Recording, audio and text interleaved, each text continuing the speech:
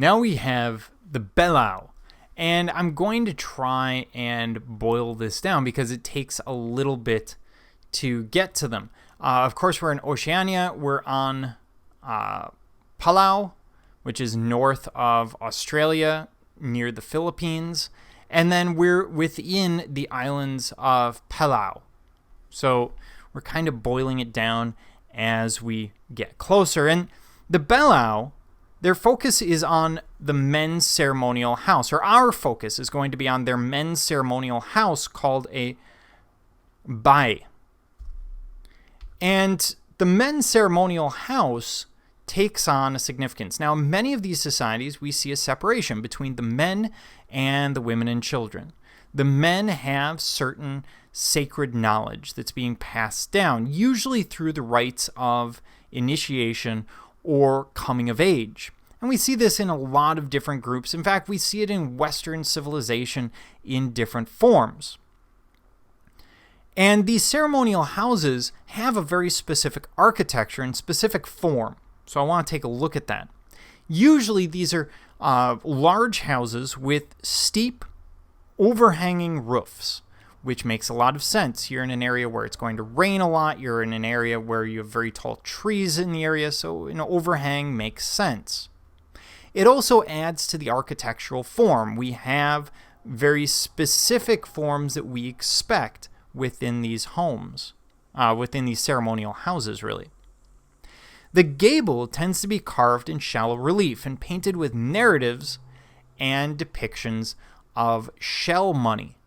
Now, shell money is the use of specific shells as a form of currency. It can't be just any shell. You can't run down to the beach and pick it up. You have to, in fact, through trade, get certain forms of shell.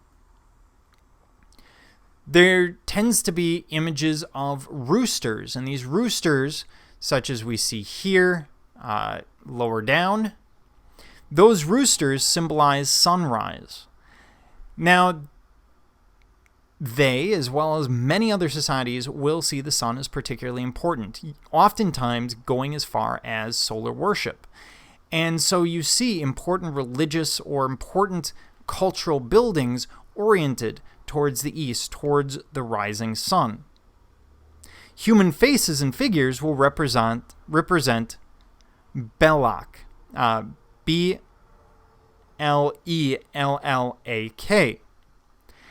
And this warns women to stay away from the ocean or buy or face molestation. So in other words, women were not to go to the ocean. They were not to come to this ceremonial house, or they would face the possibility of molestation, which is a very broad term and would take on different meanings within the smaller tribal groups. So this brings us to the Dilukai. Now, these are simple female forms, splayed over the entrance of the bai. And this was a symbol of protection and fertility. And it was meant to absorb the sun's life-giving rays. Now, why choose such an obscene figure? Well, to them, it's not an obscene figure necessarily.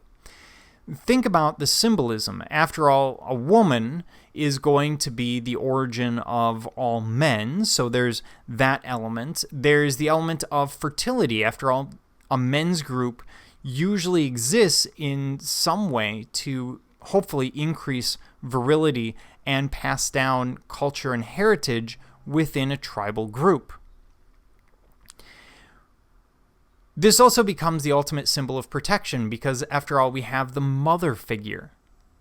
Everyone is born of woman, and therefore everyone knows the concept of mother. And mother tends to be a very protective role, especially in youth. So we see this symbol used on a number of different fronts. This is not really the equivalent of, putting Playboy magazines in the boys-only clubhouse.